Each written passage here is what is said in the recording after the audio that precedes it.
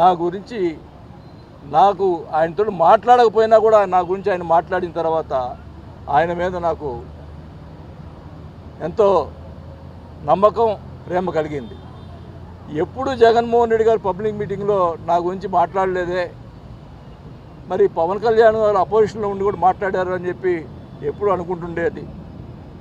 మరి దురదృష్టం మొన్న ఎలక్షన్స్ ముందులో రావటం, కొంత గ్యాప్ రావటం, అది కమ్యూనికేషన్ గ్యాప్ వల్ల నేను రాలేకపోయా.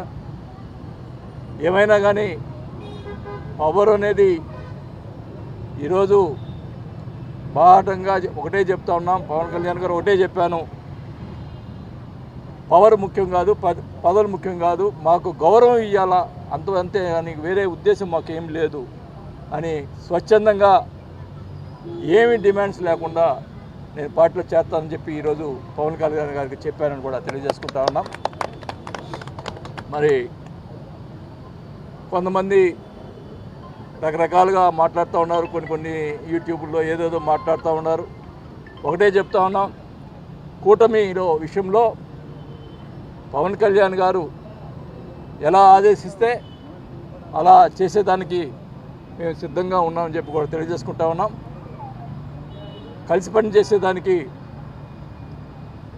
మేమందరూ కూడా సిద్ధంగా ఉంటామని కూడా తెలియజేసుకుంటా ఉన్నాం.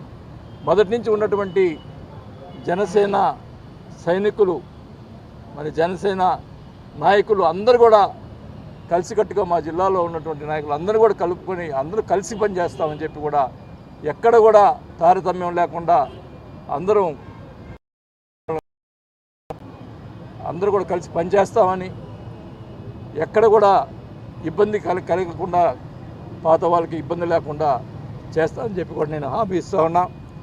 మరి అందరూ కలిసికట్టుగా మన నాయకుడు మన పవన్ కళ్యాణ్ గారిని మనం అందరం కూడా ఆయనకి మంచి పేరు తీసుకొచ్చే దానికోసం మేమందరూ కూడా